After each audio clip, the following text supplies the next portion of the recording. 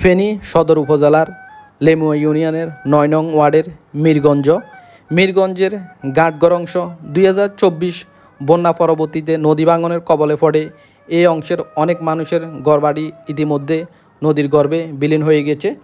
আরও অনেক ঘরবাড়ি নদীর গর্ভে বিলীন হওয়ার পথে।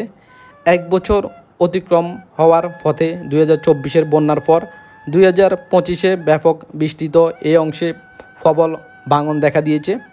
কিন্তু এই বিষয়ে এখনও যথাযথ কর্তৃপক্ষ কোনো উদ্যোগ গ্রহণ করেনি। এলাকাবাসীর পক্ষ থেকে বলা হচ্ছে বারবার এই বিষয়ে তারা অভিযোগ করলেও যথাযথ কর্তৃপক্ষ কোনো পদক্ষেপ নিচ্ছে না। আমি আজকের এই ভিডিওর মাধ্যমে যথাযথ কর্তৃপক্ষের কাছে দৃষ্টি আকর্ষণ করব, যাতে এই অংশের মানুষগুলোর এই ভাঙন কবল এলাকাটি যথাযথ কর্তৃপক্ষ দ্রুত মেরামতের বা দ্রুত সংস্কারের উদ্যোগ নেয়। এখন যদি উদ্যোগ না নেয় তাহলে এই অংশের যে ঘরবাড়িগুলো অবশিষ্ট আছে সেই ঘরবাড়িগুলো নদীর গর্ভে বিলীন হয়ে যাবে।